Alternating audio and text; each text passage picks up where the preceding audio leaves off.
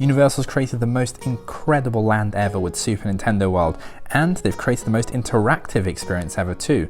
Let's take a look at the Power Up Bands coming to Super Nintendo World at Universal Studios Japan. Hi guys, Gio here for Independent Guides. Remember to hit that like button to support the channel. So we've looked at Super Nintendo World in general and the Mario Kart ride specifically in previous videos, but this time we're looking at one of the features of the land that a lot of people seem to be overlooking, and that's the Power Up Wristband, and this is going to be an optional extra. First of all, it's worth saying the wristband is not free. This isn't like Volcano Bay Water Park in Orlando, where you need a wristband and so you get it on the way in and then you hand it back on the way out. Instead, think of this as the next generation version of the wands at the Wizarding World of Harry Potter. So by buying one of these Power-Up Bands, you'll be unlocking extra experiences in the land. First of all, the price. These will be 3,200 yen, which is about $31 US, or about £23. To put that into perspective, the interactive ones in the American parks start at $55.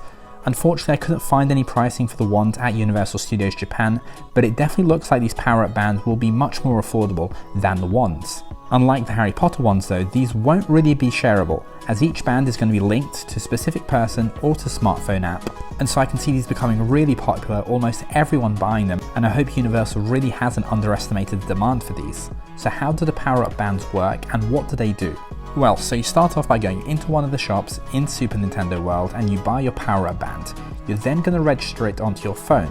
So you're going to load up the Universal Studios app, and then this is going to be either a case of just typing in the serial number from the band, just like the Magic Band at Walt Disney World or the Tapu Tap at Universal Orlando, or alternatively it could be as simple as tapping your band on your phone and it will use the NFC chip, near field communication, and detect it automatically and do it all for you. There'll be at least 6 different designs of bands, including of course one themed to Mario, another to Luigi, and I'm guessing this last one is Yoshi. They're a little bit different to the Magic Bands or Tapu Tapus in that they'll be slap bands instead of fastening with any buckles or rivets.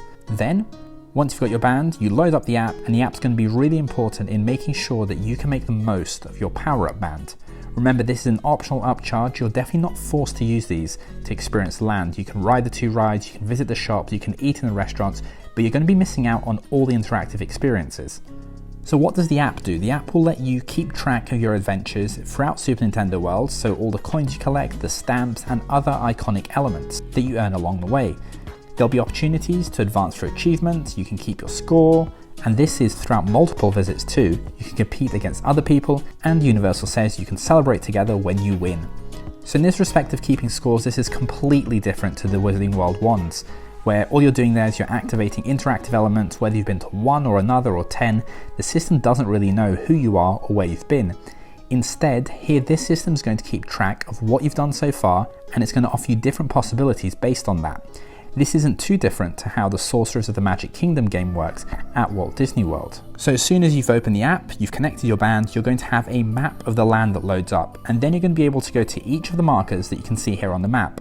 And each of these will be some kind of interactive experience. So the one we've seen again and again is the one where you punch the question mark blocks and you'll get coins for that. And there'll be all kinds of different experiences, which will give you either coins or character stamps, and then the stamps will give you more coins. And so it's really going to be a case of you trying to collect as many coins as you can. As well as collecting the coins, it's rumored that there's going to be 6 different interactive key challenges in total. And one of these that we know about is that you're going to be helping Peach find the golden mushroom that's been taken by Bowser Jr., and if you succeed in doing that, you'll get 3 keys. But we have a few more leaks now. It's not just what Universal announced. Scoop_Universal on Twitter, who's been fantastic and has a really good record on leaks, posted this photo a couple of weeks ago, and the account says it's curious, isn't it, how many clocks there are underneath the sleeping piranha plant. Scoop_Universal says that these clocks will be part of one of those key challenges, and potentially in this key challenge, you'll need to stop the alarm clock just in time so as not to wake up the piranha plant, which is sleeping. Now what we don't know, is this going to be by you using your band, or is this going to be you solving some kind of puzzle on your smartphone? Will you have to touch something? We don't know yet, but it's cool to see how you'll be able to interact with the land. So how do you progress using this app and using the band? Well, I've mentioned that the system will keep track of what you've done so far. So when you'll start off, you'll be completing these challenges individually, and there'll be a leaderboard of some kind in the app, and that will let you see how well you're doing versus the other park guests. you might be able to get more coins for doing something quicker than someone else, for example. And as you complete these challenges, more will unlock in the app. And then for certain big boss battles and final levels, you'll only be able to do those after having completed a certain number of the key challenges or collecting a certain number of the coins. And it also looks like during the boss battles, you won't only be playing on your own, you'll have to work with others to defeat them. My only slight issue here is, of course, we do have a whole pandemic going around, so hopefully they either have disabled that feature or they've designed the teamwork with social distancing in mind. And of course, this all fits in perfectly with the theme of the land. Universal has said they want you to feel like you're inside the video game. So I think these wristbands will sell exceptionally well. I hope that Universal has created enough interactive elements and challenges, as the land is actually really small in area, even though it is on several levels. So I think it'd be really annoying if you had to wait, say 15, 20, 30 minutes to complete each challenge and see the people ahead of you completing that challenge. Also, we now know that the interactivity extends outside the park as well. So if you bring a Nintendo Switch, that will also let you interact with the land. And the smartphone app with the band will be able to send data from your phone to your Nintendo Switch. So there's the potential for Super Nintendo World to be an experience that continues once you're home. Before you go, please hit the like button. I'm trying to get to 100 likes on this video, so let's see if we can do that for the first time. And subscribe to get more Disney, Universal and theme park content. I've got loads of other cool videos on my channel, so do check them out. So we've looked at Super Nintendo World in general and the Mario Kart ride specifically in previous videos, and if you're visiting the theme parks, check out the guidebooks at the link in the description. Thanks so much for watching. I've been Gio for Independent Guides, and I'll see you in the next video.